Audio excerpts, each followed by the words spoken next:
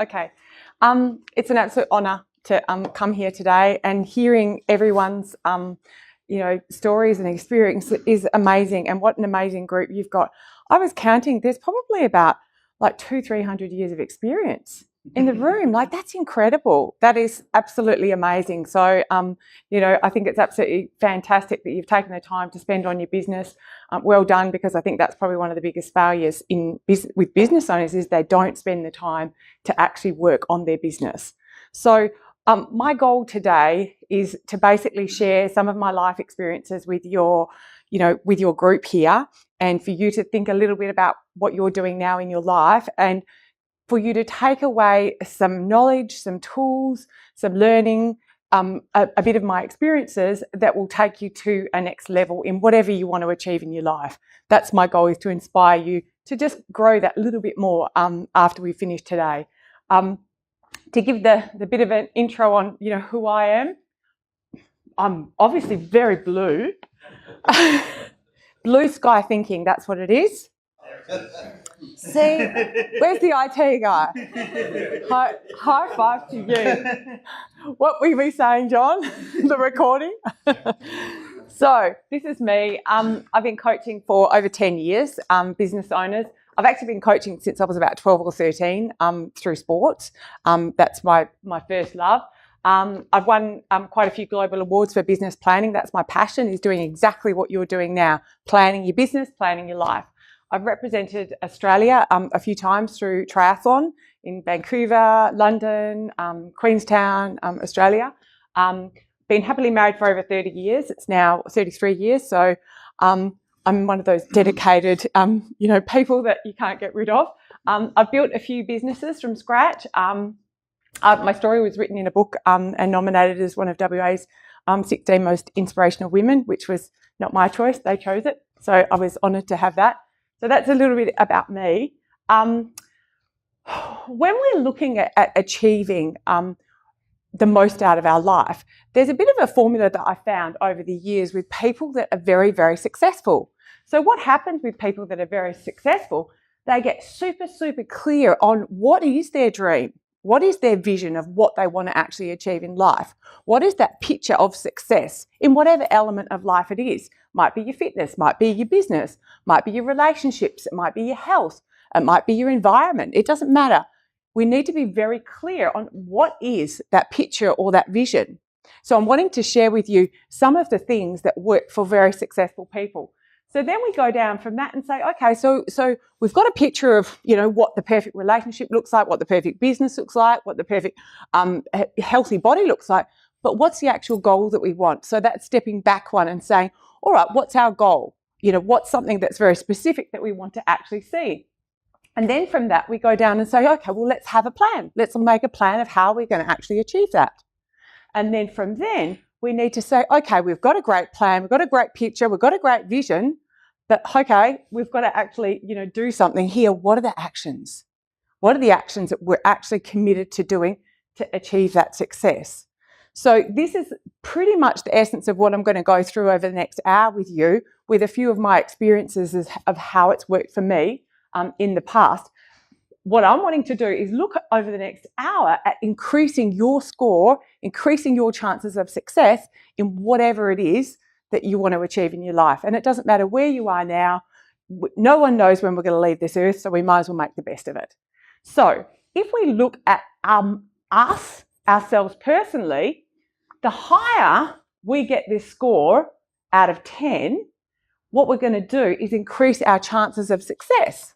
So what I'm wanting everyone to do is take one of these and just say, okay, out of 10, how clear am I on, here you go, just take one and pass it around. How clear am I on my visions and dreams? How clear am I on what the actual goal is I want to achieve? Giving ourselves a score out of 10. How clear is my plan of how to actually achieve my desired life? Is it written down? Is it documented? Have I shared it with anyone? And how clear is my actions that I'm actually living in the day? Am I doing anything about this? Has everyone got one? Yep, perfect. And then most of you have got a phone. just to use the calculator. And then you can work out what your score is. So just 2 minutes and quickly work it out. So my goal by the time we walk out today is we have increased that score. That's my goal. So I'm hoping everyone will have done that. So I'll share a little story with you, which some of you might have heard before, some of you might not have heard before, which is one of the drivers of why I'm so passionate about what I do and why I want to, help people make a difference in their life. My husband and I met when I was 17. We were married on my 20th birthday. And how many people have heard of Zig Ziglar? Zig Ziglar? Yay! We went and saw Zig Ziglar live in Melbourne, and we spent a day with him. And I was lucky to be quite close up the front, and he's very powerful, very motivating person when he was alive. And we had a workbook, and one of the pages in the workbook was your dreams, which is what we're doing now, your dreams and your visions of your perfect life. And we were only, I can't remember if we were married or engaged, or I was very early 20s or late teens. And he's like, write your dreams, dream your wildest dream. And like, he's really visual. And just dream 10 years, dream 20 years, dream whatever you can be. Anything is accepted. And my husband and I, brand new, excited young couple, we're like, yes, start a business. Yes, buy a holiday house, travel the world, have children. Yes, climb a mountain, trek this, do it. And we're like smashing it out, have a motorbike, have an investment property, smashing out. So we had this great big list of all these dreams and all these goals. And then we went through them together and we got clear on, okay, this is our destiny. We were newlyweds or engaged or just about to be married. So we planned this next 30 years, 40 years, 50 years of our life together. And then I was 21, 22 when we just bought our first house in Karrinyup around the corner. We were coming home one night. We'd been to the theatre in Subiaco. We'd actually seen Kevin Bloody Wilson, of all people, and sitting at the traffic lights at Karrinyup Road in Huntress, and I was sort of half asleep. The music was sort of soft in the distance. I was lulled by, I think I'd had a gin and tonic at half time, and it was like late at night, 11:30. And I remember thinking, this is what being an adult is. I've made it. Like, this is life. Like, I've got a real home. We just bought it. It's just been painted. I've got my gorgeous husband next to me. I'm like, this is what, like, being an adult is. This is awesome. Like, I've got it all together. Like, this is it. I've made it. Like, I've got a house. I've got a husband. I've got a car. I've got a really good job. And I was like, just this euphoric feeling had come over me. And I'll never forget sitting there feeling this warm, euphoric feeling. And then I had this feeling of, it's just a bit too perfect. Is this what happens? This is what I dreamt of growing up. Are all adults like this? Do they all think life is perfect? Anyway, came home, went to bed. Lo and behold, about 10 minutes later, I heard this almighty screaming of my husband going, Susie, Susie, Susie, save me, save me.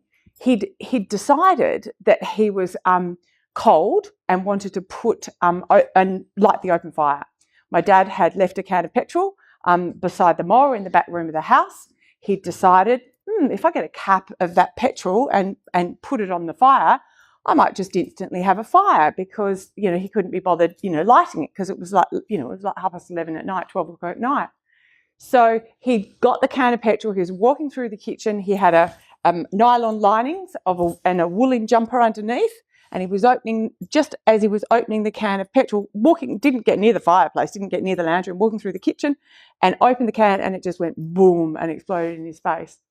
So he's doused in petrol from head to toe. The whole house caught on fire, or the whole front of the house caught on fire. The electricity was burnt through, and he rushed to the shower, had the shower on full bore. It wasn't making any difference whatsoever. He was fully alight from head to toe, just like you see in the movie. There was no skin left at all. So I woke up 10 minutes later after I'd been in this euphoric state, thinking, that this was perfect life. This was what life is all about. And then I woke up to this screaming, this gut-wrenching screaming of, Susie, Susie, Susie, save me. And I found it really hard to get out of the bedroom, because we'd just been painting and I couldn't find the doorknob, and I couldn't remember which room I was in, and couldn't get the light switch, and it didn't work because it was burnt. The electricity was burnt through anyway. Eventually I got the door open, faced with him from head to toe, because the bathroom was straight across the hall. and the skin is just dripping off. Everything's just melting. The smell of skin is melting skin, burning skin is the most disgusting smell I'll never forget in my life. I pulled him, got a towel, put the fire out as quickly as I could on him, suffocated it, dragged him out, got him in our swimming pool. Luckily, we had a saltwater swimming pool, got him in there. The skin was just, it was like he had gloves. It was just all peeling off. Bashed on the neighbour's door, got them to come. Anyway, the ambulance came, the fire engine came, the house was fine. We still live in that house today. Was repaired very quickly. Got to emergency, got to ICU. They said they didn't think that he would actually live because he was just over 30% of his body was 3rd-degree burns. The rest was 2nd and 1st-degree burns. So by day 3, everyone got to say goodbye. His head was like, a medicine ball. He was, you couldn't tell he actually was a human. I don't know if anyone's had anything to do with burns patients, but it actually was like a black charred round ball. There was no eyes, there was no mouth, there was no nose. Everything was just like a round, black round ball because it swells by day 3. And I was sitting next to him, and I'll never forget this moment because what happened was everything stopped. And it was like, well, okay, like that's it. It just stopped. And everyone had got to see him, which I didn't know, but that was because they thought that he was going to go. So I'm sitting there and thinking, this can't be it. He can't be going. And the weirdest thing happened. Talking Heads Burning Down the House was on the radio in the background. And I remember thinking, he's not over yet. This is not happening. He's not over yet. That must be a sign. And he basically was gone for maybe 30 seconds, maybe a minute. It seemed like for absolutely forever. And then came back. The minute he came back, they shut the doors, and that was it. No one was allowed to see him anymore. Then he went to the isolated burns unit, and he was in hospital for months and months. And then it would probably been about a month or so later when I actually got to talk to him when he was in the burns unit, and he said, I had some pretty weird, wacky dreams, Susie. And I said, that's the drugs, love. Yeah. And he's like, yeah, they were really wacky. He said the worst was the scariest one was, he said, I saw my body. He said, I couldn't even tell it was a human. I was in a glass room. You were next to me and I died. And he said, I saw my body and I was dead and gone. And he said, I saw you there and I just couldn't believe what was happening. I knew I'd seriously, royally made a huge mistake, and I knew it was going to be really hard. But he said, I had a choice to come back or to go. And the reason why I'm sharing this with you, and because it's such a powerful story for me from the heart, is that he said, I saw you sitting there and how we just started our journey together. And he said, I saw that list. I saw all our dreams. I saw all our goals. I saw our plans that we'd had for our whole of our life. And we just started. And he said, I couldn't leave you. And I decided, I'll go the hard road. I know it's going to be tough. I'll go the hard road. And I said to him, that wasn't a dream. That happened. And he's like, what? That wasn't a dream? And I'm like, no, that happened. I was there. That was in ICU. That was a glass room, and he described the full room. And that, to me, is such a powerful driver for how the importance of being very, very clear on what you actually want to have happen in life can actually literally bring back the dead. Pardon the pun, but it can be that powerful. And, having an experience like that, and he was just the most unsuperstitious, unheebie-jeebie, unspiritual, black and white person. And for him to share a story like that, is just incredible. And especially how his eyes were actually never open in that room ever. So I know there's no way he could have described the room. I know that it had to have happened. And I was there when it happened, so I saw it happen. So, I wonder if we hadn't have done anything like that, I don't know what would have happened. But he just kept talking about all the dreams, all the plans, what we'd laid out for our whole future together. And that was like a magnet pulling him back, saying, it's going to be tough, but I'll come back here. He was in hospital for close to a year, had 17 general anaesthetics, and couldn't use his hands. couldn't feed himself, toilet himself, do any of that for a very long time, which is not really the sort of places where you want a young bride that thought she'd made it is going to go having to help, help someone do the basic functions of life.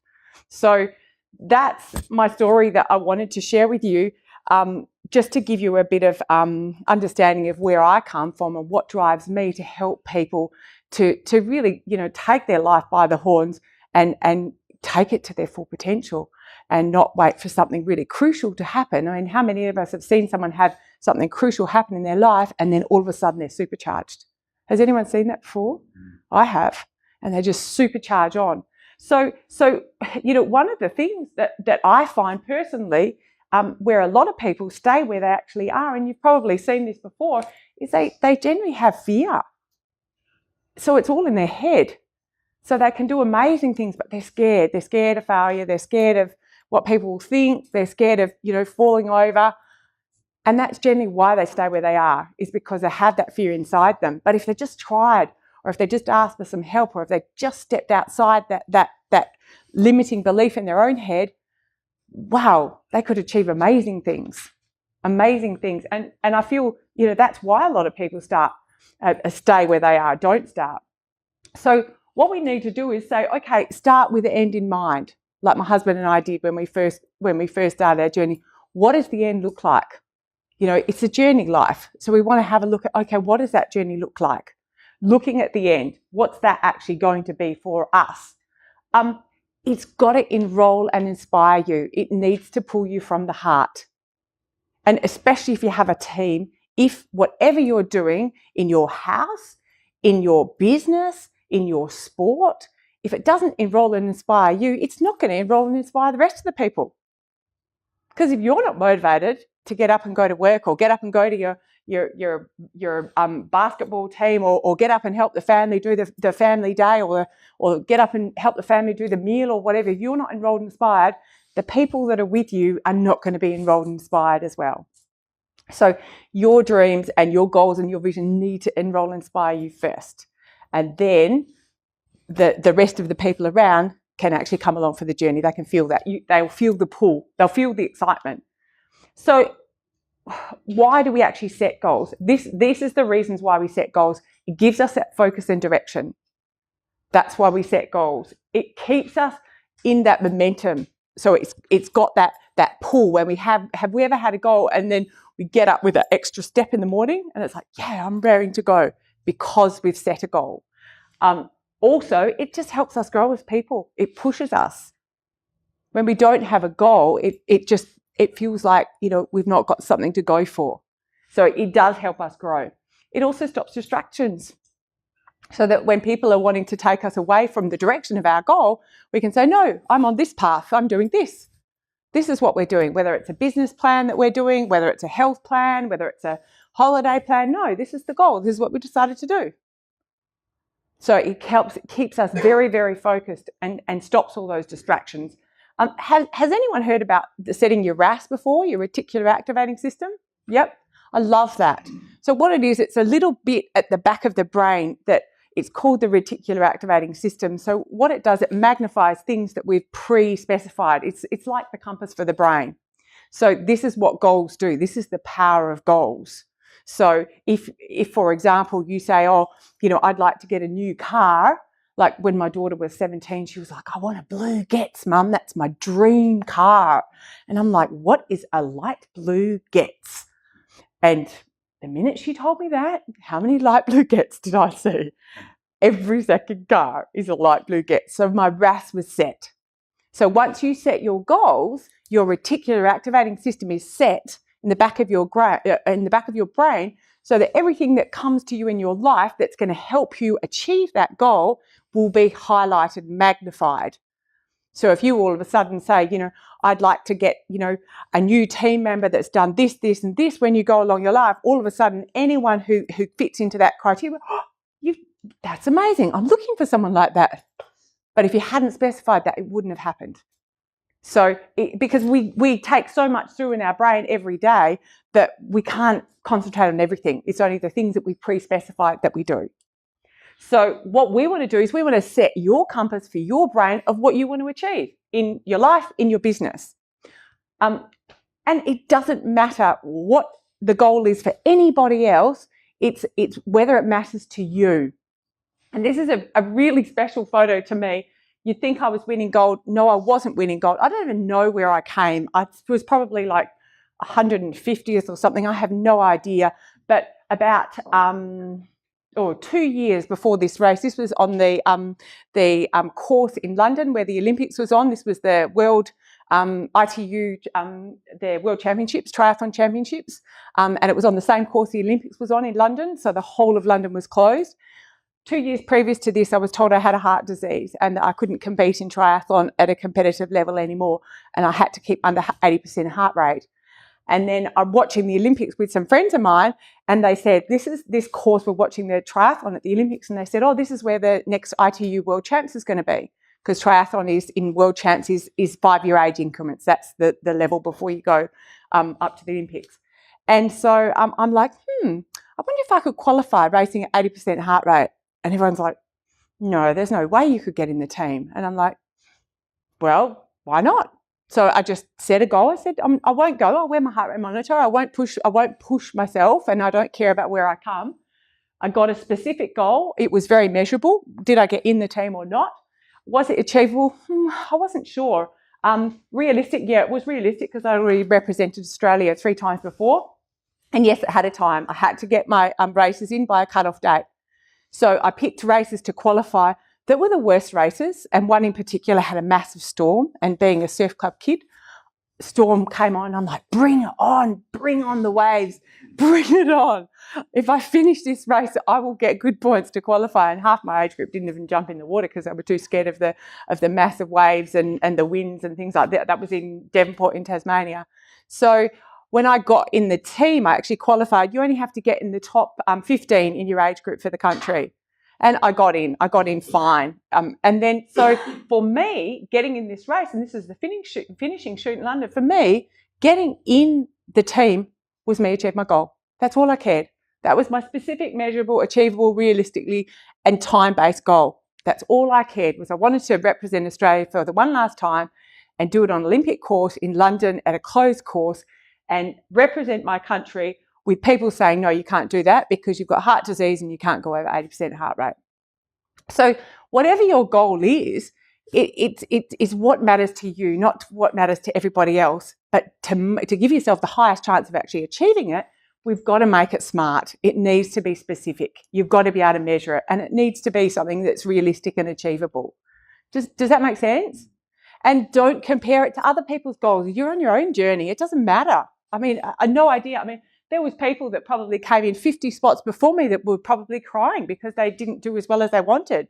And here's me coming in with the flags thinking I've won the Olympics, but I was just celebrating life. I didn't care. I was so excited.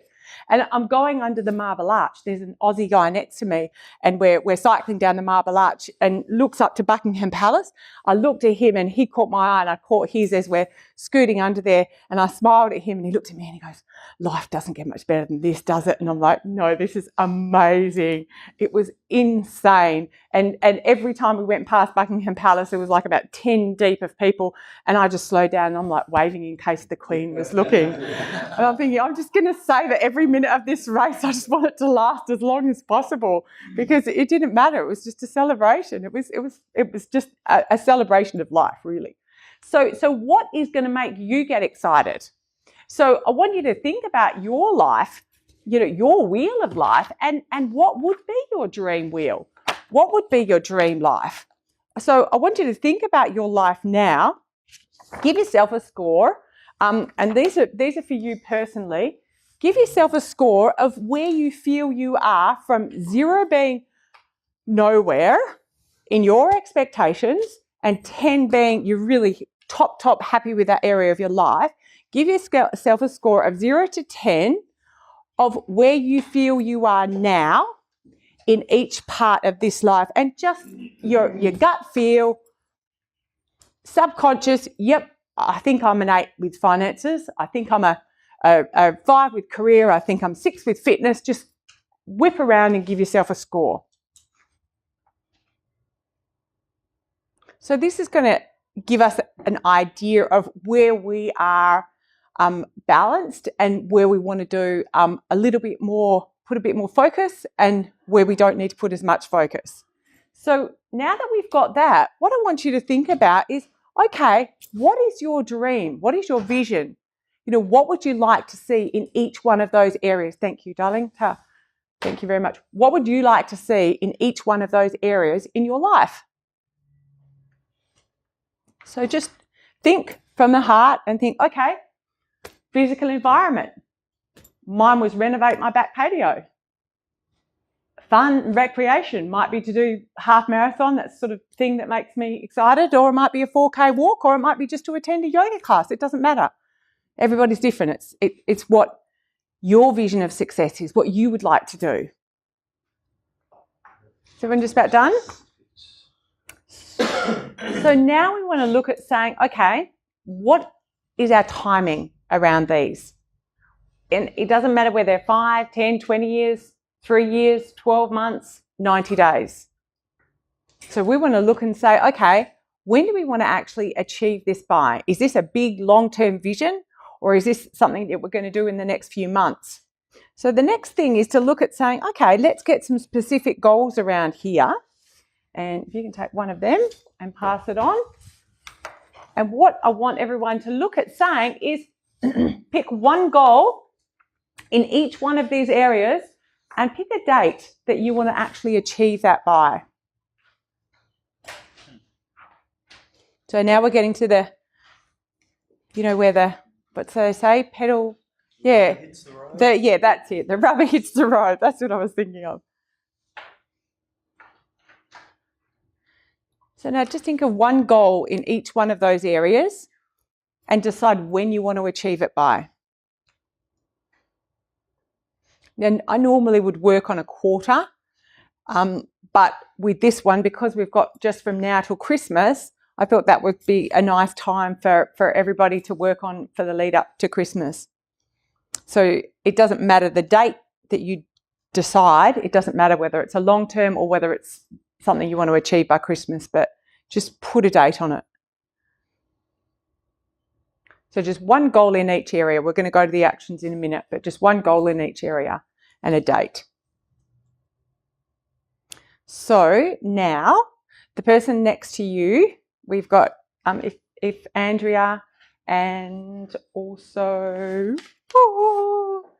Errol, if you two are partners, and then if Rod, so you two become partners, and if everyone be partners from then on, I want you to share your top goal, just your top one that you're committed to achieving, and the date and why. So you just got 1 minute each. Is that the top goal on the list, or the top goal in your heart, the one that you want to achieve the most, because I'm trying to increase your chances of success by sharing it with somebody else, because then you can be held to your word. So if you can share with the person next to you the top goal you'd like to achieve, when you want to achieve it by, and why. And I'll just put a minute each on that. Okay, talk away, share away. Finish up now. Has everyone got a chance to share? Finish up. Who would like to share their one to the group? Who wants to share their top goal that they want to achieve through the group? Have a couple share? Yes? Self-running. Perfect. Great. Give them a hand of applause. Thanks, Adam. That's wonderful. And that's so, it's so funny that you share that, and that we're here and I'm sharing my stories and you're sharing yours. I'm probably not connected with anyone here on Facebook, but I put on a live Facebook message yesterday. I hate doing live Facebook, but I keep getting told to do them, and I don't like that. They make me feel very uncomfortable. And, apparently if you get to your uncomfortable feeling, it helps you grow. So I'm doing it. And if it helps people, I'll do it. But I had someone ask me, what was your biggest ever business achievement? And I said exactly that. Back when I was 33, 10 years after my husband had nearly lost his life, I was given 5 years to live. I had a disease eating me. And we had a business that we'd been running for 8-9 years. Well, actually the business was running us. But when we got told that I had 5 years to live, we decided to pack up. We we promoted a manager from within our business that we trusted, that loved the business as much as we did, and we backpacked the world for a year. and we backpacked the world for a year, took an income every single week, and we homeschooled our 2 children that were 5 and 9.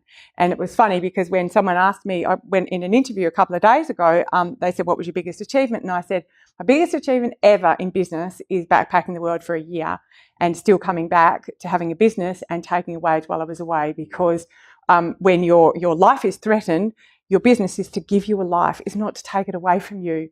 And a lot of the time I see business owners that are actually, the business is running them. They're not running the business is running them. And for me to be able to have somebody in my team that I trusted, that we could promote to run the business, run the bank accounts, run the suppliers. We were importing from Korea, China, Germany to do all of that. And we say, sorry, life's, having another bit of a challenge. We're going to go off and have some time and have some fun with the kids. And that's like amazing. I mean, how many of us can do that? Not many. So that's so weird. I only did that last night. That's really weird. So well done. Anyone else want to share? Yes. Okay. Yeah. Fantastic. That is a great goal. You will get it done by next month. Hello, gorgeous lady. I'm good. That is fantastic. That is an awesome goal. And I had a paper. I didn't like paper either. So beginning of this year, I decided to go paperless and use a writing thing. And I'm totally paperless now. It's for someone in their mid-50s. Yeah, you don't all have tablets. So for someone in the mid-50s, that was a bit of a hard challenge. But I met it because my goal or my reward was a new handbag. So I did that because my handbag had been the same one for about 10 years. So I thought it was time to get a new one. That was a good driver. So now that we've got our plan for success, what we want to actually achieve, we need to say, okay, we need to have a plan. We need to actually start to make some kind of a plan of how we're going to actually make it happen. One thing setting a goal, the other setting a date, but now we've got to look at having a plan. This is my boardroom with a bunch of business owners going through their business plans. And you've probably heard of the saying, failing to plan is planning to fail. And it's really true, because so many times if we don't plan how each little venture is going to go, we can't analyse and say, well, which one's going to give us our best bang for our buck? So it's crucial to make sure that we have that planning for our business. If people spent enough time, the same amount of time planning their life as they do planning a house, imagine how much more successful people would be. People spend more time planning a wedding, planning a house. Imagine building a house without a plan. Planning a wedding, planning a holiday, planning a house, planning a renovation than they do planning their actual whole life, which is crazy. Like, why would you spend more time planning, a holiday than you do the actual whole life? And so it's about getting clear on what is that successful life look like, and let's go and plan and actually do it. Because if we started building houses the way we build our lives, which is just winging it and waking up and saying, well, what's going to happen today? All our houses be falling down. And they wouldn't be very good. They wouldn't be very good at all. So what we want to say is if we have a goal without a plan, it's just a wish. It's just a whim. It's not got any substance to it. So we need to make sure that we've actually got the substance. Now, as I said to you a minute ago, I try and focus on 90 days. With the one I've done coming up to Christmas for you, I thought, well, we'll just make it till Christmas. So this means it's chopped down. We're making it into nice bite-sized bits that we can actually achieve. It's nice and short. It's long enough so that we don't delay things. So that's why we chop it down into little bits. So when we have our plan, we've got to make sure it's visible. Put it up so you can see it. Whenever I have an event or whenever I have something really important to me, I put the plan on my fridge. So if I'm training for a marathon or training for an Ironman or doing something that I have to make sure I be really strong, I always put it on the fridge.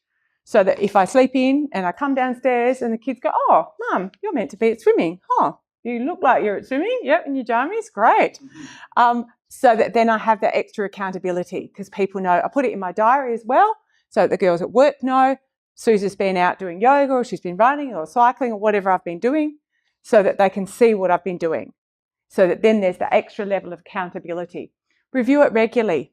If you've got it on the fridge, or if you've got it at work, or if you've got it in your study, you'll see it all the time. It'll be a reminder. Yeah, that's right. This is my focus today. This is what I've got to be doing. And add to it, things change. As I know, life, doesn't always go as planned. I've had my fair share of little smashes and knocks along the way, and we just have to accept that sometimes we have to change, and deviate and change, and accept that we can't control everything, but we can control what's in our control. But there are things that happen that are not, so we have to be able to add or change when things happen. Achievements, like buying a handbag. Celebrate your achievements. That was a hard thing for me to say. No more folders, no more bits of paper. Everything's paperless. It goes straight to the cloud. I'm just writing on my tablet all the time. That was really hard. So make sure there's an acknowledgement and an achievement for a goal that is a hard one. Tell everybody. I've been writing a book for about probably 4 years. Everybody knows I'm writing a book. And everybody's like, when's it going to be published, Suze? When's it going to be published? Now, there's no way I'm going to get out of that, because I have made sure I've told so many people. So many people. One of my big, hairy, audacious goals is to be a millionaire of hearts. I want to touch 1 million hearts before I die. I'm not interested in being a millionaire of money. I want to be a millionaire of hearts and leave 1 million hearts touched through connecting with me before I leave. I tell everybody so they know what my why is. Because the more people I tell, the more people you're committed to, the more people you can be your word for. So whatever goal you're doing, share it with lots of people. Tell them all, because then you can't hide. There's no way you can hide. Set a reward. Very important. So, other thing, and that's why we did the sharing, is learn about other people's goals. Zig Ziglar's classic saying, if you help enough other people get what they want, you will get what you want. The law of reciprocity. It works. And that's why I wanted everyone to share their goals, so that if Errol knows what Andrea wants and Andrea knows what Errol wants, we can help each other do it. The gorgeous girl who runs my office, Renee, we share each other's personal goals and business goals, and she's like, oh, I really want to try and get to this yoga class, or I really want to try and do this with my kids. Well, when it comes to cordial, I'm like, right, out, girl, get out. Remember, that was your goal. You want to do that? Go home. Because I can help her achieve it if I know what she wants to achieve as well. So the more people's goals that you can hear and help achieve their goals, you'll be able to achieve yours as well. Because it's that law of I help you, you help me. It works that way. So now you can do this when you get home. What we want to do is look at pulling it out and saying, okay, what's one thing I can do in each month? I mean, this one here is July to June. I think I've somehow or other got the wrong one in. It's meant to be the 4th. Don't know how that happened. Anyway, doesn't matter. We want to pull it out to the rest of the year till Christmas and say, what's one action you want to do in each one of them? So that then you can be held accountable to doing that one action in each one of them each month. Has everybody got me? Yep. So they know one thing they can do to get closer to their goal that they want to achieve every single month. And then we want to make sure that we set a reward for ourselves at the end. So if we're talking about the actions that we're doing, it's important to know what, when, why, how, who. If you don't know why you're actually wanting to achieve a goal, if you don't know who else is involved, if you don't know what actions you're going to do, it's going to be really hard to actually achieve it. So it's important that you know what's actually going to inspire you so that you can actually do the actions. And this famous saying that I love so very much, words can inspire, thoughts can provoke, but it is only the actions that are going to move you closer to the dreams. If you're wanting to have, a closer relationship, with a loved one, well, it's only that the action of sitting down and saying, let's talk, let's do something special together, let's set a date night, let's go on a special holiday together. It's only the actions that are going to make it really happen. Otherwise, it's just a thought. It's not going to happen. Does that make sense? Yep. So if everybody can make sure that they fill out the actions in each one a month, that's what we're wanting to do. So in looking at achieving goals, I thought it was important to mention this, and I don't know if you've seen this before, but I think it's quite powerful. some of the goals that I've set before, and maybe some of you are the same, there's elements of it that we don't actually know what to do. We don't know how to do it. Like when I said I'm going to go paperless, and I was like, oh, how do I do that? Like, I don't know how to work a tablet. I don't know what programs. I don't know what sort of computer to get. I have no idea. So what happens is with anything in life, we start off at the unconscious incompetent. We don't know what we don't know. So using the car as an analogy, a baby, a 2-year-old, doesn't know that it doesn't know how to drive a car when it's a baby. It has no idea, has no concept. So then what happens is, once the child, using the analogy of a car, once a child's about 6 or 7, it actually knows that it doesn't know how to drive a car. So when I decided I had 2 weeks to research, I gave myself 2 weeks to get from here to here in the Christmas holidays to achieve my goal. And so I just had to search, programs, OneNote, all these different note making. I had to research all these different note, what's it called? End point, something like that. I had to research all the different tools that I would be able to use, all the different tablets, everything. So I needed to know, because I didn't know what I didn't know. And so then when I got up to the conscious incompetent, all of a sudden, I know there's a lot of stuff I don't know. So that's the next step. There's a lot of stuff I don't know.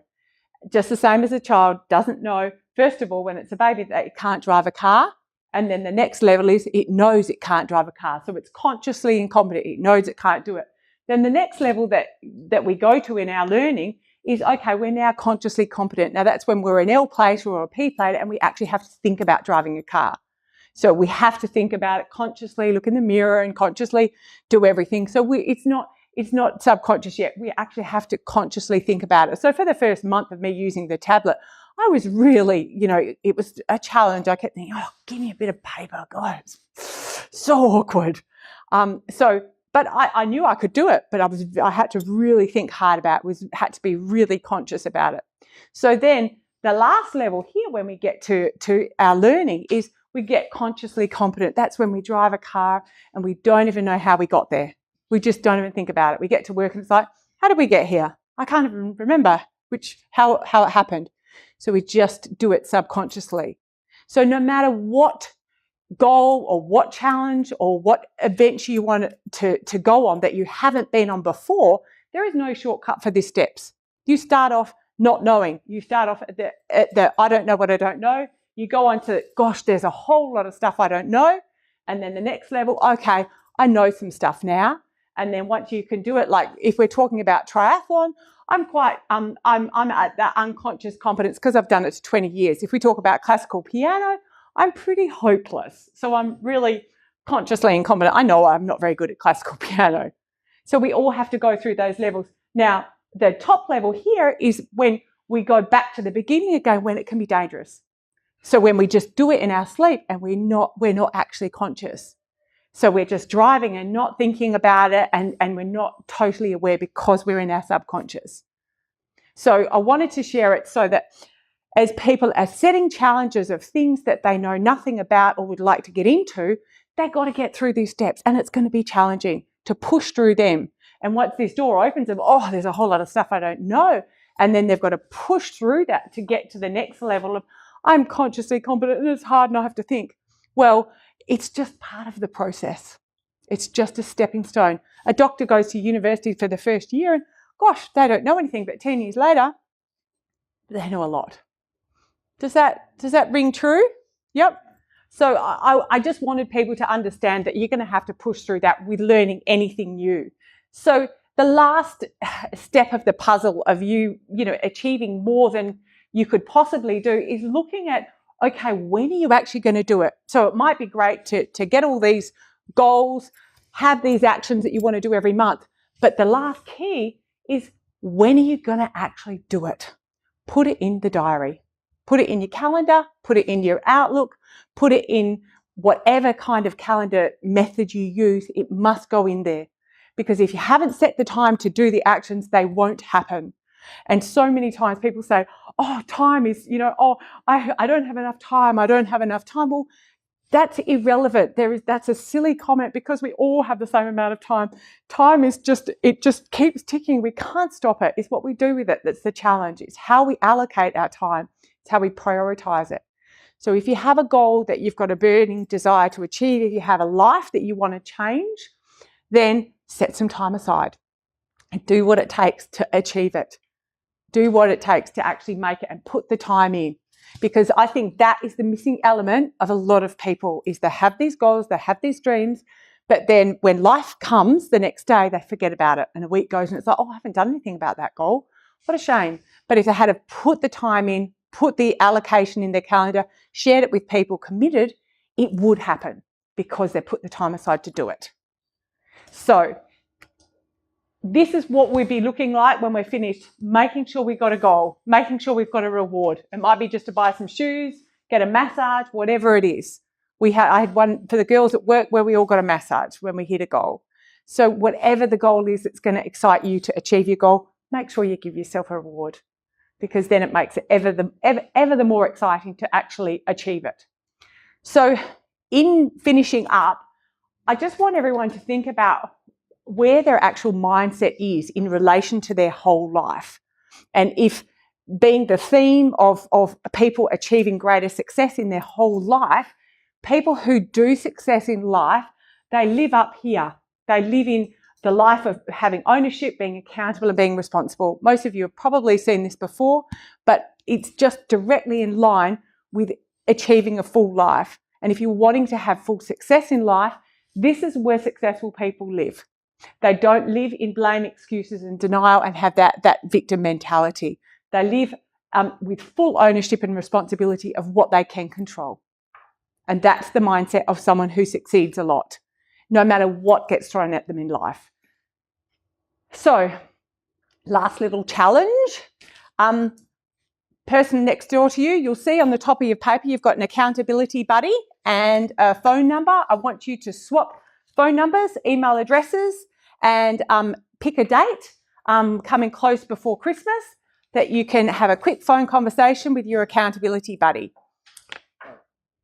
So that you can have a quick conversation. It'll be a networking experience and you know that this conversation will be coming up. Phone number, email address and name of the person next to you, and you're going to have a conversation just before Christmas about how you went with your top goals. Yes. So pick a date and exchange phone numbers or email addresses and names. Somebody already had ipc.com.au. And you're going to catch up just before Christmas. Oh, net today. Let's go to that. We'd already decided. Okay, have we exchanged numbers? This was before the internet that we started our business, so we didn't have an email address when we started. Got our email address. Okay. Has everyone done it now? All right, we're just about to finish up. Has everyone finished? Yep. Okay, so what I've now done is I've increased your chances of success by getting you to write down your goal, by getting you to share it with somebody verbally and written. I've also increased your chances of success by giving you an accountability buddy. So that's now increased your chances of success dramatically. So the thing is that in life, as Zig Ziglar says, it's not what actually happens to you that determines how far you'll go in life. It's how you handle what happens to you. So that over the next 4 months, there's going to be challenges. There's going to be things that you don't expect. But we really want to keep these goals and this accountability, the gravitational pull that will help you to actually achieve your goal. Because so often in life, people are basically led by their pushed by their problems and not actually led by their dreams. And we want you to be led by your dreams, not pushed by your problems. This is a special one for me because I just had both knees reconstructed and the doctor said I couldn't cycle or run anymore for a year. And so I said, well, what can I do? And they said, well, you can swim. And I'm like, well, to Rottnest maybe? And they were like, well, you can swim. That's okay. So at the age of mid-40s, I was like, okay, I'll do my lifelong dream. And, you know, instead of focusing on woe is me, I'm going to get fat and I've got two knees reconstructed at the same time, I thought, oh, well, I might as well just, you know, get in love with the swimming pool and swim to Rottnest because that's something I can do rather than just focus on what I actually can't do. So you will have things that will come and we just want to look at what's going to be pulling us to our dreams, not giving us excuses to say, oh, well, that happened, and make our problems push us the other direction. So in finishing up, I want us to get the first form that we had, and now give yourself a score. Now that we've got an accountability buddy, we've written them down, we've shared it with someone, I want you to now give you a new score in each one of your areas, because my goal is that you will have increased this. So I will hope you'll be giving yourself a better score for your dreams, a better score for your goals, a better score for your plans, and looking at if you're clear on your actions, a better score in your actions as well. So, and then total up your score. So who has got a better score? Stand up. Who's got a better score? Stand up, stand up, stand up, stand up. Okay, I want your partner to give you a high five if you've got a better score. Well done, well done, well done. Thank you very, very, very much, everyone. High five, high five. Well done. So in closing, I want everybody to remember that as life pushes us along our way and pulls us in different ways, the clearer that we can be on what we want to achieve and what difference we can make in our lives and the people that we love, make that the gravitational pull to make you achieve it, not all the other noise and all the other things that sidetrack us along the way. And I hope that's helped you to get some clarity. And yeah, I'm hoping that you'll achieve amazing things or continue to achieve amazing things, because you've obviously already achieved lots of amazing things already. That's why you're here. So thank you very much.